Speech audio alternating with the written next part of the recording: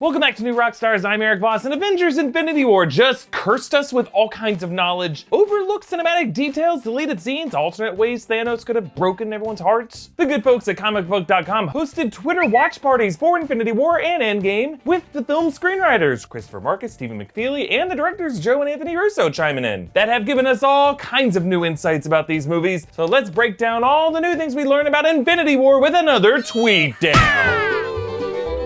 And let's start with the opening scene. The writers confirmed an alternate opening scene from earlier scripts showing how Thanos got the Power Stone by conquering Xandar and the Nova Corps. The writers also confirmed that at one point Nova, Richard Rider, was going to be introduced as the sole survivor of that massacre and be the harbinger who brings the bad news to Earth, but Nova's cameo was removed, sadly. No matter what, Infinity War was gonna open with doom, like notice Thanos' opening words. Dread it, run from it, destiny arrives all the same. And now it's here. Or should I say, I am. The writers said they wrote the speech right after Election Day 2016. Funny that they didn't use hashtags for that tweet. Thought we wouldn't notice, but we did. Now they said Thanos removes his armor and leaves it off for the rest of the movie because upon achieving the second Infinity Stone, Thanos evolves from a warlord to more of a religious figure. The Infinity War is more or less over at this point. Thanos' obstacles ahead are more personal and intimate. The writers discussed the challenge of Tony Stark and Stephen Strange's competing egos, but they found a workable dynamic between the two by basing them on Fraser and Niles. You could destroy life on a scale hitherto undreamt of. Did you seriously just say hitherto undreamt of? Are you seriously leaning on the cauldron of the cosmos? Is that what that is? You know what I think about pop psychiatry? Yes, I know what you think about everything. When was the last time you had an unexpressed thought? I'm having one now. The Guardians meet Thor, and the writers credited Taika Waititi for one of the best lines in the movie. Where we have to go is Nibidalia.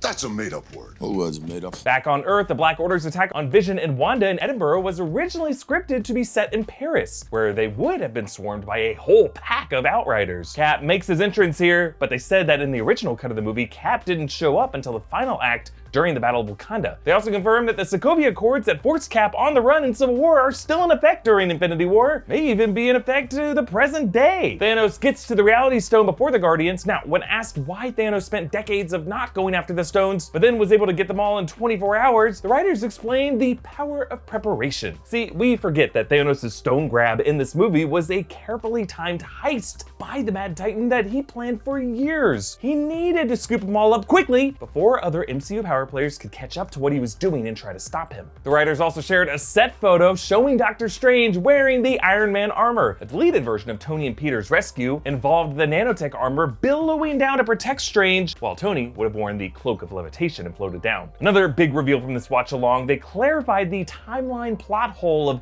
Eitri's Infinity Gauntlet mold in Nidavellir. We saw Thanos with his gauntlet way back in the post-credit scene of Age of Ultron, but Infinity War implied Thanos acquired the gauntlet just recently. The writers now say the Age of Ultron gauntlet was a decorative practice gauntlet. See, basically Thanos was into collectibles.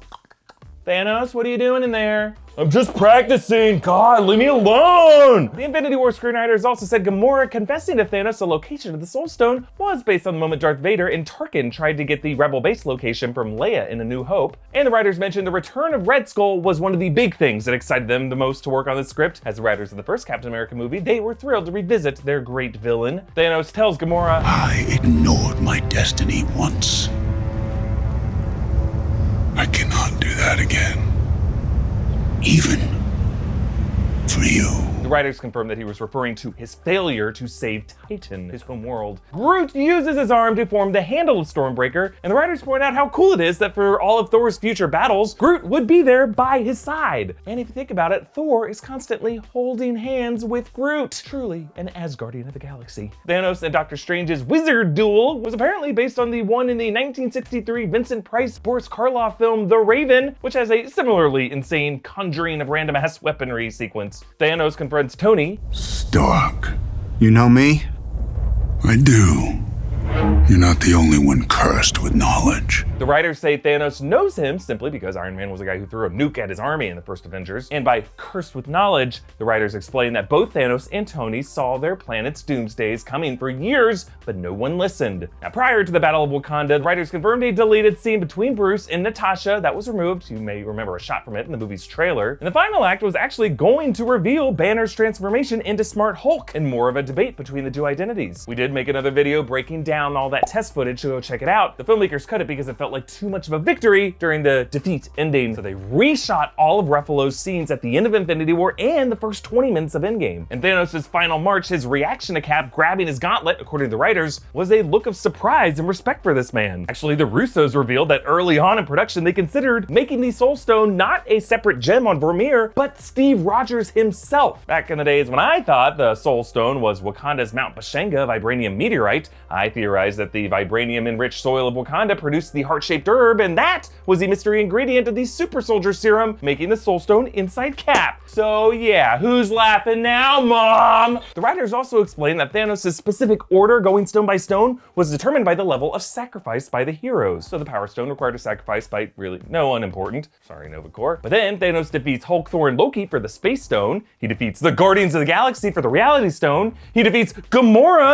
/ himself for the Soul Stone. He defeats Iron Man and Doctor Strange for the Time Stone. And then he defeats the rest, specifically Wanda and Vision for the Mind Stone. And yes, while Thor should have gone for the head, they also confirmed that yes, he could have gone for the wrist too. And they said that the intention was always to leave the original 6 Avengers alive so that the second part in Endgame could all be a finale that brought the original 6 back together as a tribute. So our recap of the new reveals from Avengers Endgame is coming soon, but comment down below with your favorite new detail from Infinity War. Follow me on Instagram and Twitter at Erik Voss, follow new Rockstars, and subscribe for breakdowns of everything Marvel. Thanks for watching, bye.